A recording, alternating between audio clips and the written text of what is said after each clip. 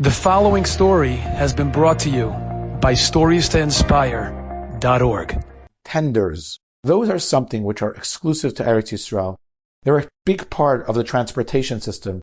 They're not official. They don't necessarily belong to any particular government transportation system, but they are large vans where you can kind of get in almost like on a bus, and they bring people back and forth from city to city, Yerushalayim, Bnei Brak, Ashdod, Haifa, etc., etc. It was the beginning of this man. There was a lot of hustle and bustle, Bachar coming from here to there and there to here. There was one Bachar, a serious, very reflective Ben Torah, and he got his suitcases and everything, and he went to the tender, and he took the tender from Yerushalayim to his destination. About a half hour into the trip, they're on Kvish Echad, the main road that comes out of Yerushalayim, and somebody on the bus got a little bit hot, so they randomly opened one of the windows. And when the window opened, a serious whoosh of wind came in, and it blew off this Bachar's hat, blew it outside. The Bachar, he needs his hat, whatever. So he turns to the driver and he says, "Can you do me a favor? Could you stop? Could you turn around and get my hat?" The driver says, "Man, I don't have time. I have to get to where I have to get to." He turns to the rest of the passengers and he says, "Advocate for me. Tell the guy it's not fair. Someone opened the window, wasn't even me, and my hat went flying out." Then some advocated, some didn't. The Bachar was getting more and more, worked up. He's like, "All I need is for you to get my hat." He goes, "No, I have to get off on the next exit. I have to turn around. It's a big tircha. It's going to mess up my schedule. It's going to hurt my parnasa." Eventually the Bachar says, "You know what? If you're not going to accommodate me, do me a favor, pull over. I'll take my stuff out, and I'll walk backwards on the side of the highway to go get my hat, and I'll figure out my way to where I have to get to." The driver says, "Mbaya." He pulls over. The Bachar goes off. They open up the bag.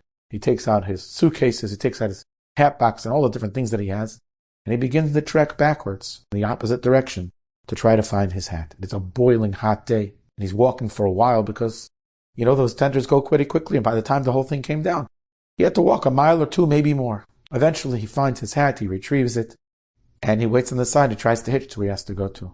And eventually, he gets a hitch. He didn't go more than 5 or 10 minutes further, and all of a sudden, he comes to a scene with ambulances and cars and fire trucks, and he sees, to his utter horror, a horrific accident. It was the tender that he had just been on. And Rahman al-Litzlan, there were casualties, there were injuries. It was a terrible situation.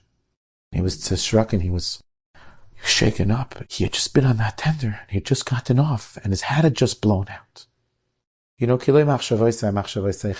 always understand exactly HaKadosh Baruch Hu's plan, but this story is a very powerful story. Maybe his hat had to blow off so he should be saved. I don't know. Who knows? Maybe there were consequences for not stopping. We don't know. HaKadosh Baruch Hu runs the world. But we need to understand Yesh Manig Labira. Hashem runs the world. He knows exactly what he's doing. And every single detail of HaKadosh Baruch Hu's incredibly complex plan is part of the Bria, part of the existence that we're part of.